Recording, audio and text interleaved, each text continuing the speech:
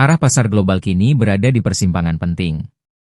Di tengah meredanya konflik Amerika-Iran dan anjloknya harga minyak, perhatian investor beralih ke keputusan suku bunga pertama Federal Reserve di bawah kepemimpinan Kevin Warsh. Dengan inflasi dan pasar tenaga kerja Amerika yang masih solid, The Fed diperkirakan menahan suku bunga, sementara prospek berakhirnya gejolak di Timur Tengah mulai mengurangi ekspektasi kenaikan suku bunga pada tahun depan.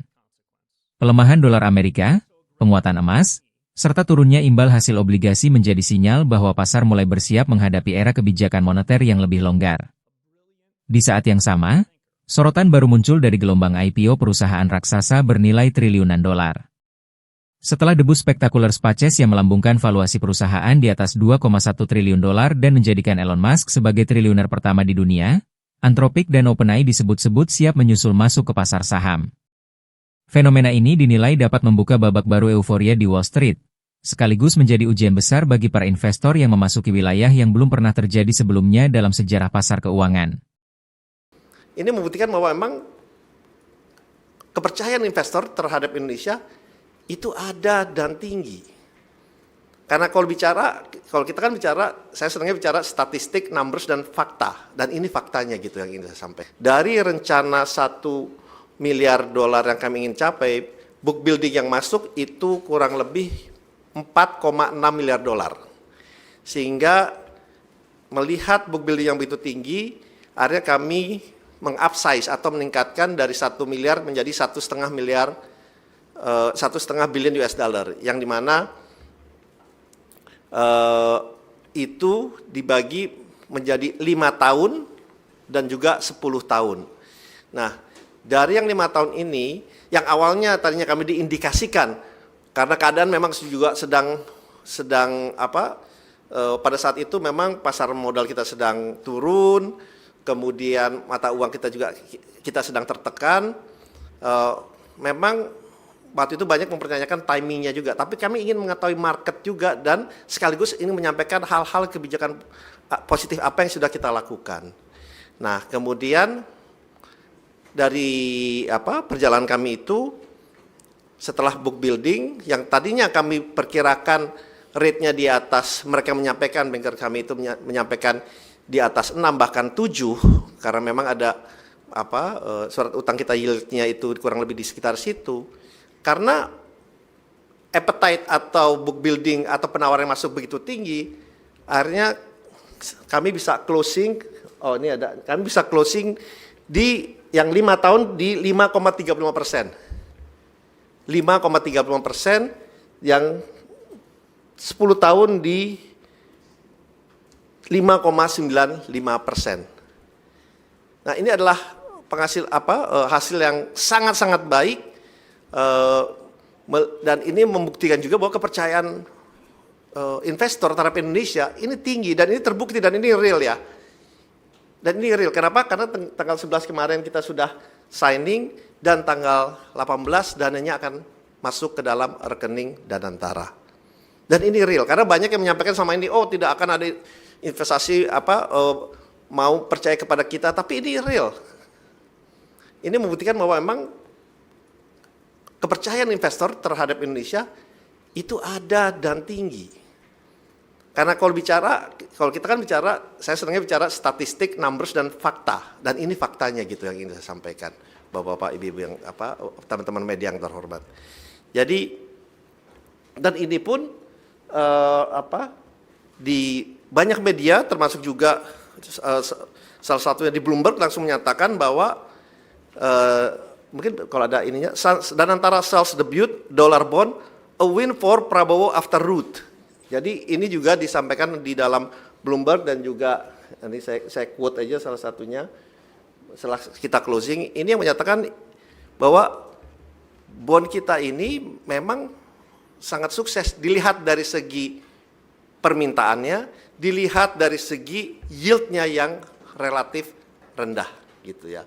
Karena kalau mereka tidak percaya, pastinya mereka minta yield premium yang sangat tinggi. Ini tidak mereka minta yield, bahkan kita lihat yield-nya sangat kompetitif sekali.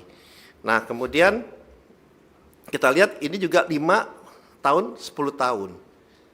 Dan sebetulnya kami juga melihat kemungkinan bahwa nantinya rencananya kita kalau menerbitkan obligasi kita akan lihat bisa sampai yang 30 tahun.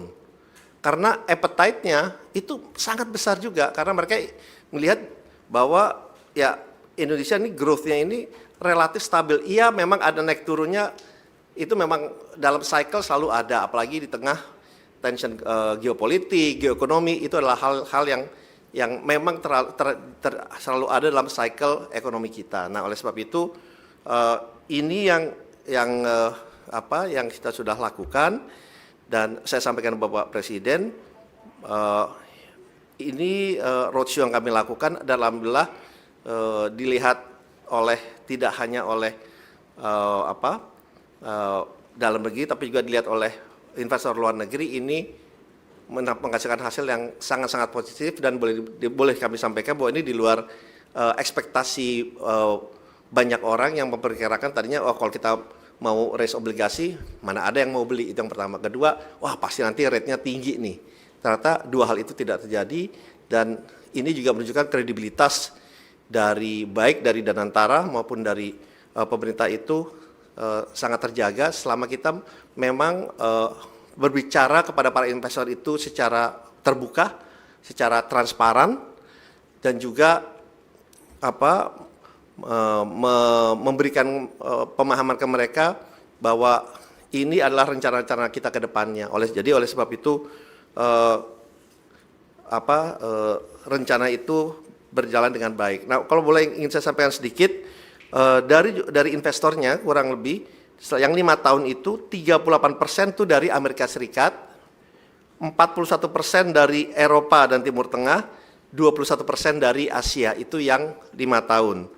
Kalau yang 10 tahun investornya 52% dari Amerika Serikat, 31% dari Eropa dan Timur Tengah, 17% dari Asia. Nah ini memang boleh dibilang biasanya penerbitan obligasi dari Indonesia justru peminatnya kebanyakan dari Asia. Historical tuh seperti itu, tapi ini justru kebalikannya, justru peminat dan yang membeli terbesarnya adalah dari Amerika Serikat. Justru ini peminat terbesarnya, terutama yang 10 tahun, 52% yang subscribe dari bond kita adalah dari Amerika Serikat, 52%. Nah, oleh sebab itu, yang ingin saya sampaikan, bahwa kepercayaan market, kepercayaan dunia luar terhadap Indonesia itu sangat baik, dan ini tercermin dari mereka bersedia untuk membeli global bond-nya Danantara dari jangka 5 tahun, 10 tahun, dan bahkan mereka menyatakan kepada saya sangat-sangat terbuka apabila Danantara ingin menerbitkan bond sampai yang 30 tahun. Nah, oleh sebab itu mungkin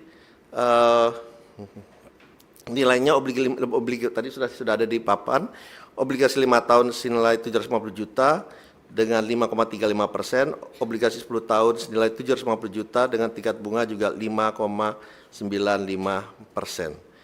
Jadi itu yang bisa saya sampaikan mengenai perjalanan kami di beberapa negara, dan alhamdulillah responnya juga positif. Ini dibuktikan dengan tingginya peminat dari obligasi yang kita terbitkan